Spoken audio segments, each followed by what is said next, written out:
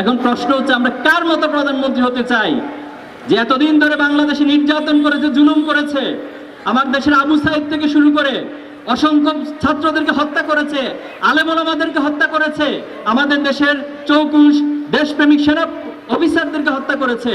আমরা কি তার মতো প্রধানমন্ত্রী হতে চাই? আমরা প্রধানমন্ত্রী হতে চাই এমন প্রধানমন্ত্রী যে তার জনগণকে ভালোবাসবে, যে রাষ্ট্রের তার স্বার্থের চেয়ে জনগণের স্বার্থকে অগ্রাধিকার দিবে। তোমরা ওমর রাদিয়াল্লাহু তাআলার নাম জানো সবাই।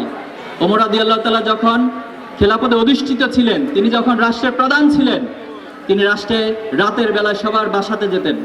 কার কি অভাব আছে, কার কি অভিযোগ আছে, কার কি সমস্যা আছে, রাতের আধারে তিনি হেঁটে হেঁটে মানুষের সেই সমস্যাগুলো শুনতেন এবং তিনি সেই সমস্যাগুলো সমাধান নিজ হাতে করতেন।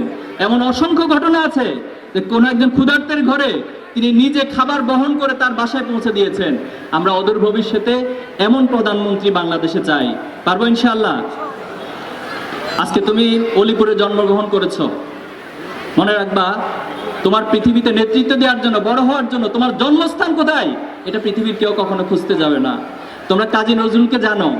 কাজী নজরুল খুব অল্প বয়সে ওনার পিতাকে হারিয়েছেন। পিতাকে হারানোর পর ওনাকে ওনার পড়াশোনা ছেড়ে দিয়ে রুটি এবং চায়ের দোকানে চাকরি নিতে হয়েছিল। কিন্তু সেই নজরুল তার নিজেকে এমনভাবে তৈরি করেছেন, দারিদ্রতা ওনাকে কখনো বাধা দিয়ে রাখতে পারেননি। এবং তোমরা জানো সে ব্রিটিশ বিরোধী আন্দোলনে ব্রিটিশদের শাসকদের সামনে তিনি যে বিদ্রোহাত্মক এবং যেভাবে করে তিনি ওনার বলিষ্ঠ কণ্ঠ, বলিষ্ঠ লেখনী লিখেছেন, তার মধ্য দিয়ে ব্রিটিশদের যে শাসন সেটাকে চ্যালেঞ্জ তিনি করেছিলেন। তিনি বিদ্রোহী কবিতা লিখেছিলেন, এক একটা শব্দ এখনো আমাদেরকে গা শিহরি ওঠে। বলবীর চির উন্নত মম শির, শির নেহারি আমার এই নত শির ওই শিখর হিমাদ্রির। তিনি বলেছিলেন তোমাদের এই মন গড়া আইন, আমি মানি না তো কোনো আইন, তোমাদের এই মন গড়া আইন দিয়ে তোমরা আমাদের উপর শাসন চালাবা, জুলুম চালাবা, এটা আমরা মেনে নিব না। এবং সেই কাজী নজরুলের কবিতা থেকে উৎসাহিত হয়ে আজকে আমরা দেখেছি 2024 সালে আবু সাইদরা দাঁড়িয়ে গিয়েছে, রংপুরের সন্তান, তোমাদেরই ভাই, তোমাদেরই পরিবারের সদস্য।